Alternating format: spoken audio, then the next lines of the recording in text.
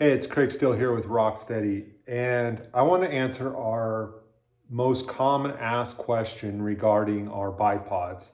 And it's usually, is the OG bipod worth the added price versus the HK? So I want to go a little bit more in depth in a little different type video, more intimate or close up of the bipods, and give you my personal opinion and a little bit of background into the design intent and kind of what the functions are, so that hopefully it helps you guys make the best decision as far as, should I pay the extra money to get the OG bipod in the model that I want, or should I go with the HK bipod? An OG, it's a right-handed one, P226. So you're gonna have the tension lever on the left side.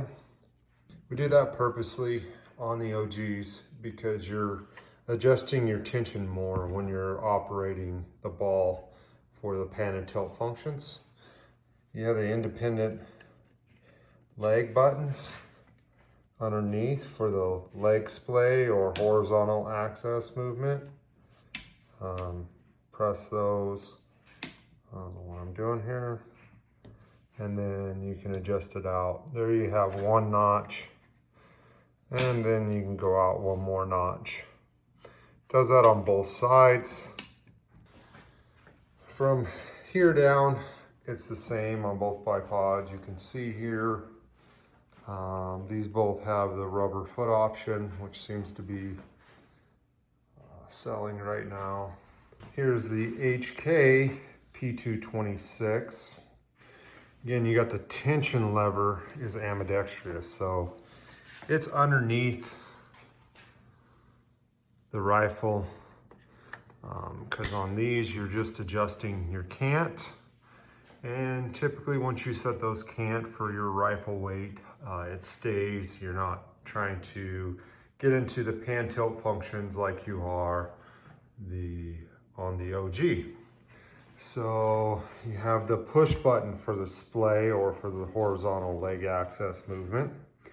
And one thing I will state on that is the tightness of the splay on the horizontal leg movements is adjusted or compensated by your kip lever or tension lever tension. So the more tension you have on your kip lever, the more tension you're going to have on your leg splay. So by that I mean, right now it's set at one tension, but if I tighten this down, it's going to be stiffer to adjust these, which you may find useful in certain applications if you want to get wider in a seated position. And you want tension and you don't want those legs to splay. Keep in mind that on the HK, there is no notches like, so with the OG, you have actual hard stops on each individual leg. So that's as far as I can go until you press this button. And then that's a hard stop as well as there. You don't have any tension adjustments on these. They're set by hard stops on each one of those incremental gains, versus the HK's only hard stop is when it bottoms out to its lowest position. You have the OG and the HK, both in the P226 model. From here down, they are the same height. The OG gains a little height because of the ball construction. So you're going to be a little bit taller, and we advertise that on all the product page. You'll see that the HKs, even though they're leg models, the P234, P226, P242 are all the same. They technically have a little bit different overall height. In the taller positions, it's a little bit shorter than the OG. Again, the HK, the leg splay is controlled by this button and the tension lever. The more tension you have on your cant adjustment with your tension lever, the more tension is going to be on your leg splay. So to get it in a wider position, you simply press the button and then spread your legs out. There's one hard stop, and that's all the way at the bottom. On the OG, you have the independent legs. You have 3 positions on each one of these legs. So there's position, the middle position on the right leg and the higher position. Here's the middle position on the left leg and the right leg, which is about the same height as the HK is right now. Now the OG can go, what I would like to say, it can go 2 more positions lower. In my opinion, specifically with the taller bipods, I wouldn't go any lower than this position.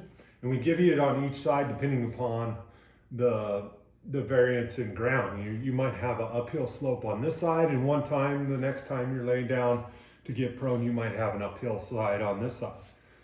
So you can go 1 more notch. That's at the 3rd notch. Again, it's at a hard stop. You can't adjust the tension in the field on the leg splay. You can see it's a little bit lower in your overall height now as far as in the prone position. And you can still adjust, obviously can adjust cant.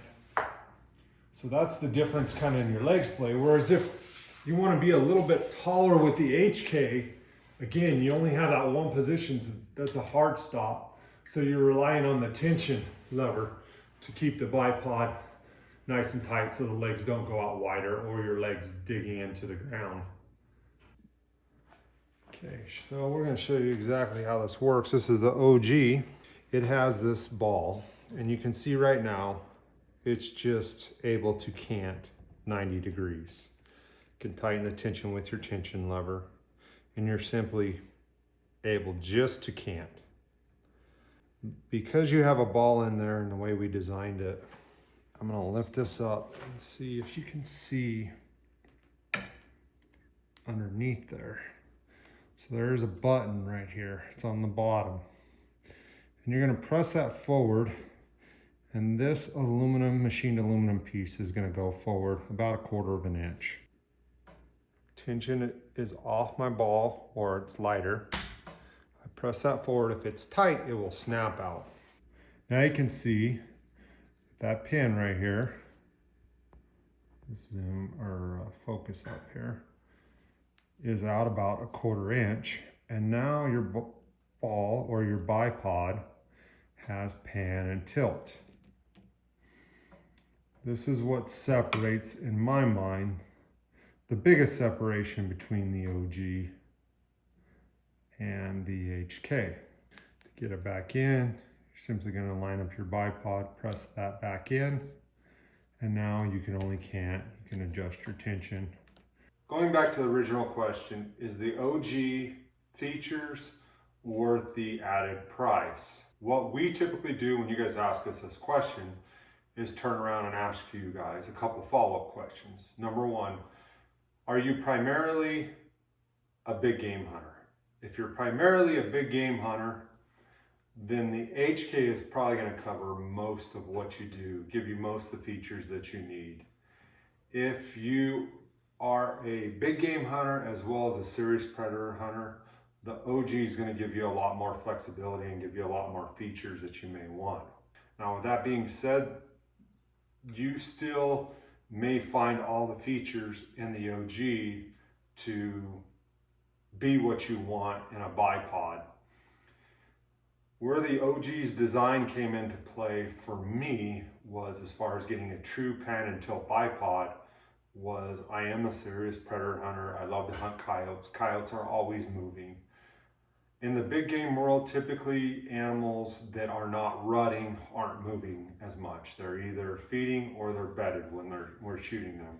When they're feeding, they're not often moving so much you can't adjust your rifle and bipod legs to get in a nice, comfortable position.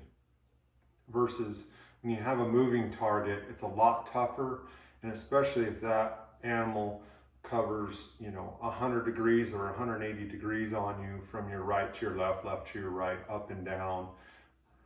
It can be very challenging to reposition your bipod leg, especially in a seated position. The second question that we ask is, how much do you hunt?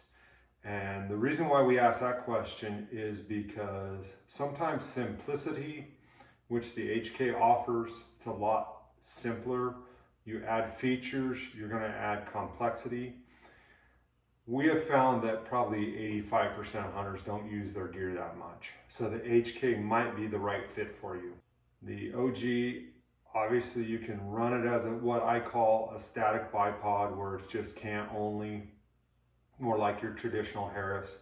But if you want to operate the features, you need to be utilizing and in that rifle and bipod a number of times, so that way the features feel like they're part of your body. The third thing is, do you value a lighter bipod versus a heavier one? Now the OG is not technically heavy. This bipod, I believe, is like 15.9 ounces, and this one's in the 13 ounce range. There's a couple ounce difference between the two, but weight is weight, especially if you're doing backcountry hunts. So that's where the HK might shine. It's lighter. So those are the questions we kind of throw back at you guys. Keep in mind, both of them are covered by our 5-year repair replace warranty. They're both great bipods in their own right. I've used them both. I've used the HK for predator hunting, and I've used the OG for big game hunting. Hopefully this helps you decide which bipod is right for you. If you have any more questions, feel free to comment, feel free to DM, feel free to text or call us, and we'll get you an answer or a question to rebuttal your question, to hopefully help make you feel more comfortable in purchasing either or bipod.